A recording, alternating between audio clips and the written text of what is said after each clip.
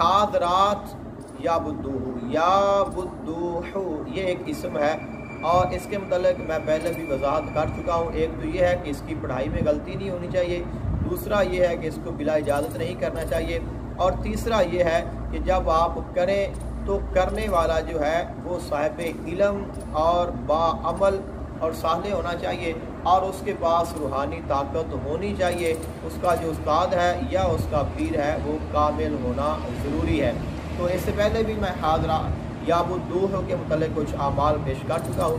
तो आज एक नया अमल है और वो है हादरात का, यानी कि आप या बुद्दूह इसम के साथ हाज़री लगा सकते हैं। और आप जानते होंगे कि हाज़री क्या है। तो हाज़री ये है कि जब आप किसी पर हाज़री लगाते हैं या ख़ुद पे हाज़री लगाते हैं तो उसके बाद जो मुवक्किलात हैं वो आपके पास आ जाते हैं, वो आपसे गुफ्तगू करते हैं और जो आप पूछना चाहें वो आपको बताते हैं। किसी मरीज़ के मतलब पूछें, किसी मर्ज़ का इलाज पूछें, किसी शख्स के बारे में जानें, या आपको कोई भी परेशानी है उसको आप हल करवाना चाहें तो आप उनसे करवा सकते हैं। कोई भी मालूमात आप लेना चाहें आप उनसे ले सकते हैं। तो उसका तरीक़ाकार ये है कि सबसे पहले आपने इसकी ज़कात अदा करनी है।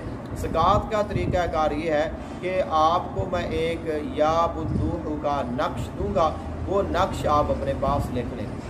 उसके बाद आपने परहेज़ जलाली और जमाली करना है, और उसके बाद आपने इसकी इजाज़त लेनी है। यानी कि ये अमल करने से पहले, इसकी ज़कात देने से पहले आपने परहेज़ जलाली भी जानना है और जमाली भी करना है, इजाज़त भी लेनी है, और ये 20 दिन में इसकी आपने ज़कात देनी है।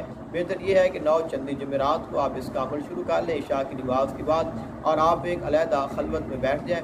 वहाँ पे आपने या बुद्दूहु इस इसम को या बुद्दूहु या बुद्दूहु या बुद्दूहु इसको 6250 मरतबा पढ़ें, और पढ़ने के बाद आप 20 नक्श लिख लें, और उसके बाद आपका अमल मुकम्मल हो गया, आप चले जाएँ, सो जाएँ। और सुबह आप वो जो 20 नक्श है थोड़ा सा आटा लें, उसको गूंद लें और उसमें तावीज़ डाल दें, गोलियां बना लें, और उसको आप दरिया में बहा दें। परिंदों को भी डाल सकते हैं। बेहतर यह है कि आप उसको दरिया में पाक पानी में बहा दें, और इस तरह आप 20 रोज़ तक ये अमल करें। 20 दिन के बाद अब आपने ज़कात अदा कर ली है।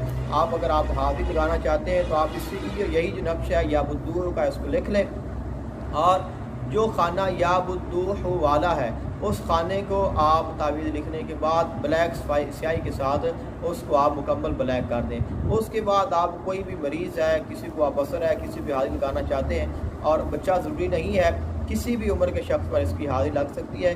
बेहतर और मुनासिब और आसान ये है कि जिसको जादू के या सेब के असरात हों उसी पर ही हाज़री लगाई जाए। इस एक तो उसके साथ मरीज़ मुतमईन होता है, उसके घर वाले मुतमईन होते हैं, और दूसरा ये है कि ये हाज़री आसान होती है, इसके बजाय कि आप एक सही और जो तंदुरुस्त आदमी है उस पर लगाएं। इसके साथ ये भी होता है कि अगर आप सही आदमी जिसको कोई मर्ज़ नहीं है उस पर हाज़री लगाएंगे तो उस पर भी असरात हो जाएंगे, लेकिन जो मरीज़ है उस पर कोई असरात नहीं होंगे, बल्कि जो असरात हैं वो भी ख़त्म हो जाएंगे। तो आप वो ताबीज़ को पकड़ा दें, और उसके बाद आप तादाद में दुरूद पाक पढ़ें, और दुरूद पाक पढ़ने के बाद आप या बुद्दू ये पढ़ना शुरू कर दें।